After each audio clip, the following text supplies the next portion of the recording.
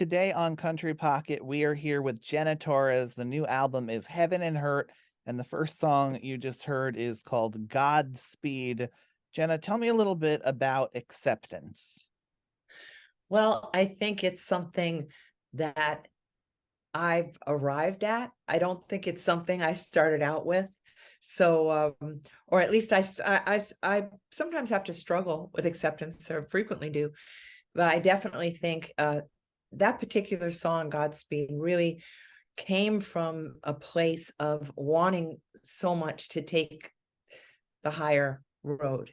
And it's so easy to feel that we kind of own each other and want from each other. And if you don't get what you want, that somehow things aren't right. But at the end of the day, I do believe it's important to learn to release and surrender and accept the way things are. And I try to do it with love. To let somebody go with love is the best you can really do for them and for yourself at the end of the day.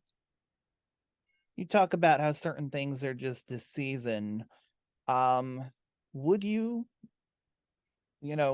give your heart to someone if you knew that it was just for a season?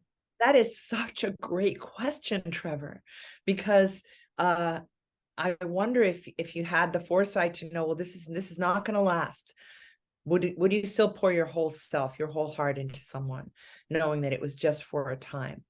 And I absolutely believe in the whole reason, season, or a lifetime concept, it's been proven out over and over again in my own life, and in talking to other people. I feel like we all experience that. We get all excited that something is meant to stay, and we give it all we've got, only to find that it was just for a reason or a season, and lifetimes are hard to come by. So I don't know that I can answer it honestly, because I don't know that if I had the foresight to say, well, this is only going to last for a short period of time, am I still going to love you with all my heart? I would like to think the answer is yes, because I truly believe in taking risks. I feel like every good thing that I've managed to experience in my life came from sort of trying to eliminate or get beyond the fear of what would happen and just going for it. So I'd like to think that I would go for it, but I kind of think that secretly you'd think, even if somebody said to you, this is only going to last a season, I think we all have hopeful hearts. So you go into it thinking, well, it's just a season, but I bet I can make it last a lifetime, because, we kind of grab onto stuff. And if you really mean it, I think that would be your attitude, that like, no matter what, this is going to be the best season of our lives, or maybe I can make it last forever, or as long as forever lasts.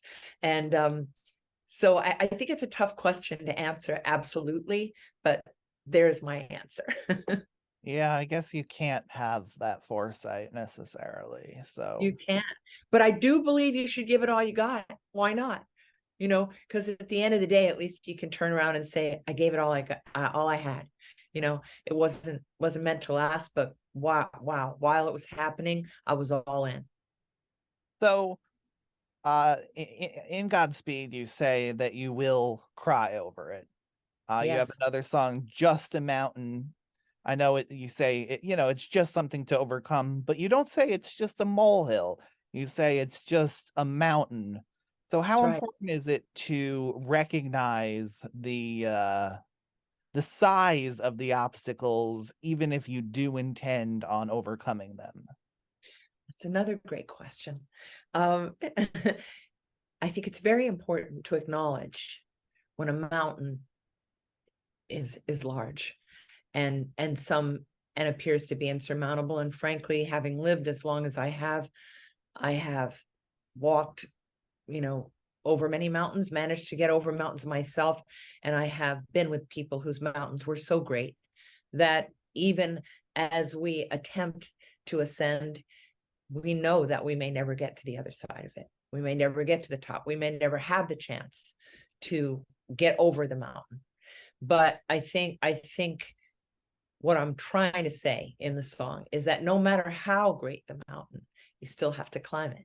You can't just lay there and say, I'm not even going to try, because I've just giving up just doesn't, it's not in my vocabulary. And I do want to encourage other people to say, well, no matter what it is, I've seen so much courage, and I've had to have courage in my own life, but I've seen people with so much faith and so much courage that no matter how great the mountain, they're still going to try as hard as they can to climb it.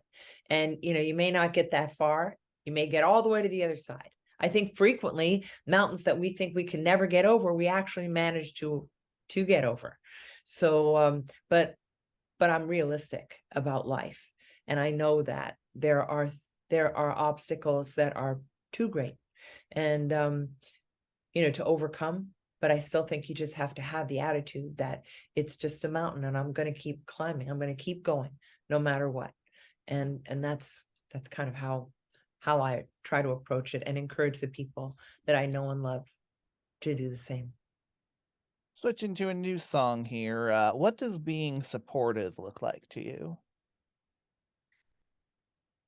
Being supportive looks to me like it's a form of good listening is very important in feeling supported, I think, because it's not so much about giving advice and telling people what they should do.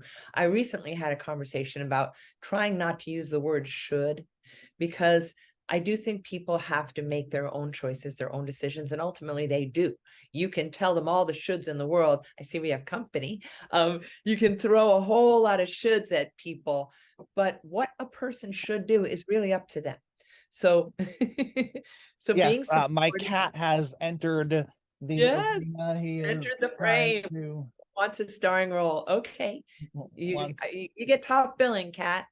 Um, so yeah, I feel like being supportive to me looks like listening to what the person is, or what I need, listening to what I think I need, what I say I need, and trying to and not inserting yourself, but just kind of lifting up encouragement, uh energy, when somebody's down, encouragement, energy, faith, seeing the beauty in someone, seeing the beauty in a tough situation. I mean, I've been very fortunate to have certain people just rise up and meet me where I needed to be met. And I guess that's what I would say. Meet whoever it is that you want to support where they're at, and then try to lift them from there. So you need someone who helps you feel more empowered rather than someone who's going to go out and take care of something for you. That's correct. Yeah, because ultimately it's the things you do for yourself, by yourself, with yourself, that really end up making you feel like, like you're strong enough to handle anything. And yeah, I'm not a person who's expecting anybody to do my dirty work, but it's awfully nice when you have somebody to say you can do it. You're all right. You can handle it, you know. So, Yeah. so do you have someone in your life who can talk to your rain? Um I do. I do. Who's the I best at it? I'm fortunate that I have more than one person who is deeply encouraging to me, but not many.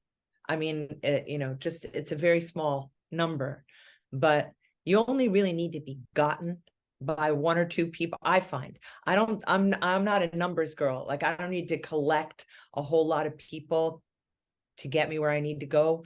Just a select few who really can tap into who you are, where you are. And, I think history helps. The longer somebody's known you, the easier it is to understand where you've been and where it is that you're trying to go.